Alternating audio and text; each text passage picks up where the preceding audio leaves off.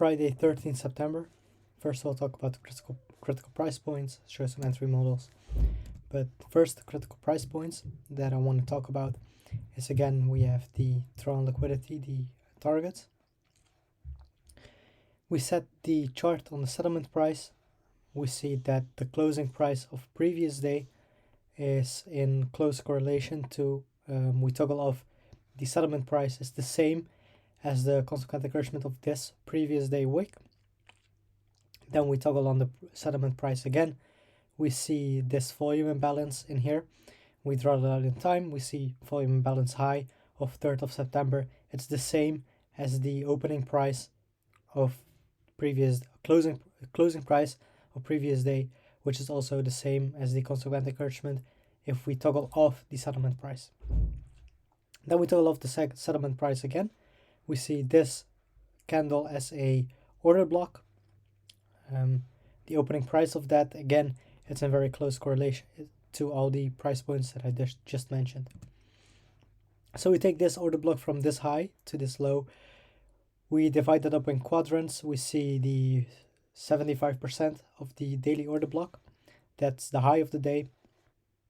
And it closes at the consequent encouragement of this order block. So now we drop into the 4-hour chart. We have the order block price points again. We annotate, or we observe a fair value gap in here. We have a wick. In here we have a high. Then we have this wick. We can divide it up in quadrants, and our final target of the entire week, which we didn't trade to. Once again, we have the wick. We drive that up in quadrants. We see the 25% of that. That's the low of the day.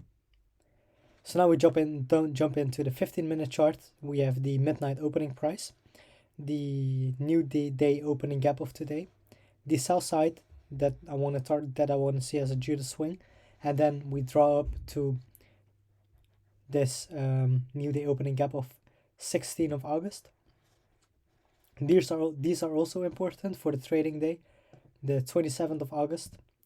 But what's more important is the high of the day, the 75% of the daily order block, which also the Judas swing where it ends is the 25% of the 4-hour wick.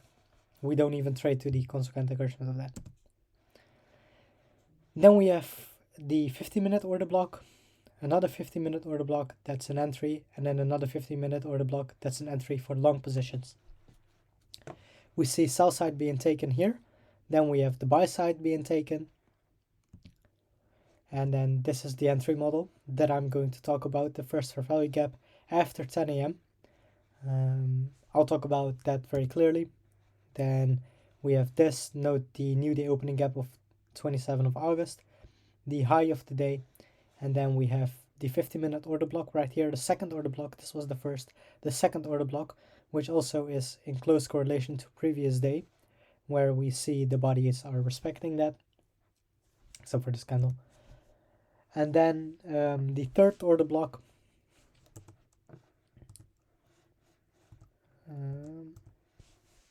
this order block,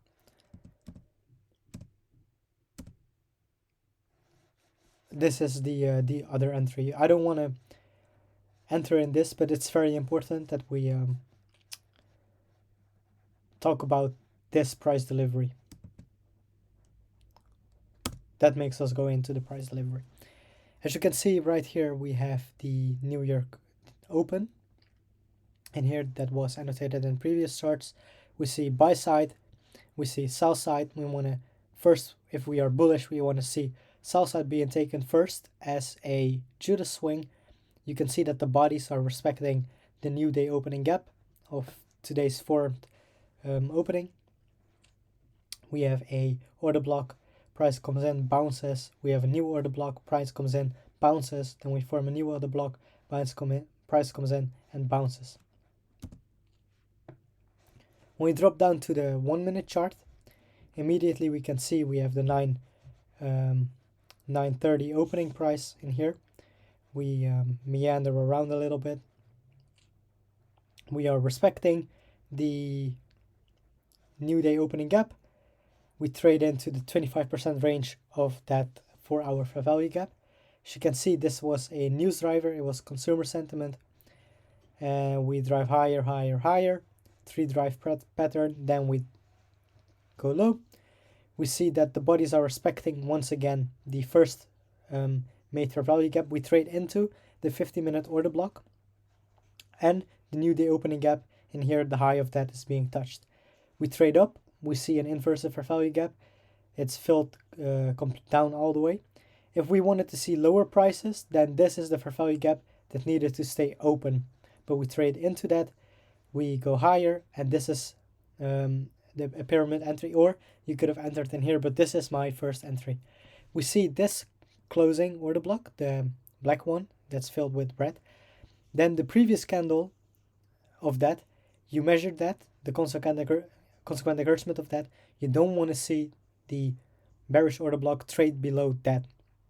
You could have done that, like if you entered in the inverse fair value gap, but this is, and then you enter on this, but this is a very bullish signature. So when price trades up and then trades back into this price point, you could have entered there. In this case, it leaves a fair value gap and trades the third candle, then trades into exactly this consequent encouragement of this block, where you then take your long entry. Then we enter noon. We see here, right, this price in here is this price point in here. So we drop down, we entered the order, we entered this order block. We are currently, this price point is here. We go up, we engineer liquidity. In here, we take out this high. Sell side is being taken in here with this relative equal highs. Then we take out this high again. We leave equal, relative equal lows. We leave relative equal lows. We take out the lows in here. And then we rally up in this new day opening gap. And in here, you could have probably entered because you take this sell side. I didn't. Did I add this? No. Okay. And then price drops down. It leaves a breakaway gap, drops down again, leaves relative equal highs, drops down again into the 15-minute order block to the previous day high, and then all this sell side, that engineer sell side, is being taken at 12:45-ish, and then we have the same entry pattern as previous moment. We have an inverse fair value gap, then this candle, we measured that, the consequent encouragement of that, the down close candle doesn't trade below that, so that's a bullish signature. We enter on this. When price comes back to this opening price, we enter in it. In this case, it doesn't trade back to the fair value gap, so this is always a good entry. Is that the same? Yeah, this is the same price delivery, only now this is the entry, and this is the reasoning, what I just explained in here, what happened. So we take the, is that? Yeah, we take this fair value gap, which is this one right here. After there was an order block formed, we trade into the 50-minute order block, as you can see right here. So this fair value gap immediately catches my eye. So we annotate this fair value gap. As you can see, price trades below that, but it does not leave any portion open. It trades immediately back into that. Then it trades below that again. As you can see, we take the low of that fair value gap, and there's no inefficiency left. It trades immediately back up into that. It comes up, it doesn't take out this high, it comes down, enter this fair value gap, but the bodies are respecting that. Then we take out these relative equal highs, we come down, not even to this. It takes out this high again. So again, we have a sell model in here. So we engineer liquidity. We take out all this liquidity. We are respecting the fair value gap. Even if you draw a midpoint in that, you'll see the bodies are very closely respecting that. So then what's our next target? This is our high, this is our low, and we take out the the sell side now. We draw up into that, possibly to the 75% of the daily order block. We let a position run, but we only get into the new day opening gap of August 27.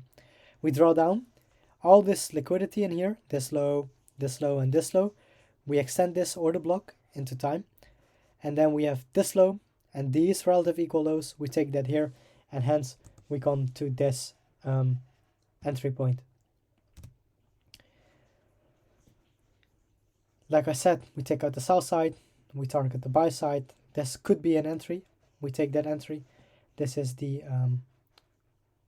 pre-lunch, because this is noon, exactly this candle is noon. So before noon, we draw up into that. Then we are in the lunch macro.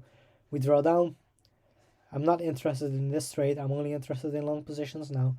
So this is the, this is the trade that, once again, we try to enter on. Then we are 1 p.m. afternoon, this trade after we've entered. We form the high of the day. We form relative equal highs. We take out this high. Then we draw down into here. Nothing in here that's really catching my interest. We leave open some gaps in the new day opening gap. And we draw lower. And then in here, we annotate this fair value gap in here. We trade into the consequent encouragement of the daily order block. Once again, we annotate the fair value gap. As you can see, we trade below that, doesn't leave any inefficiency. In here, we try to trade below that again. It doesn't leave any inefficiency. In here, we have we enter the 50-minute order block. We draw lower. We have a turtle soup. Immediately draw back to it, to the 75% range of that. We come in again, leave no inefficiency, nothing. And then we have the 50-minute order block. Higher, we trade up into here. We have a volume imbalance. Price doesn't come back, maybe come back into that. Then we take out this buy side. We draw lower after that, after we take that. We respect the high of this fair value gap in here. We draw higher. Then we come back into the consequent encouragement of that. We draw higher to this new day opening gap. Try to aim for this fair value gap that was treated as a breakaway gap, but take out this high and enter this inefficiency again. So that was today. Please leave a like and subscribe. If you have any questions, please ask me. I learn a lot from that. If you are a more experienced trader than me, please let me know if I missed something or if I did something wrong. Thank you.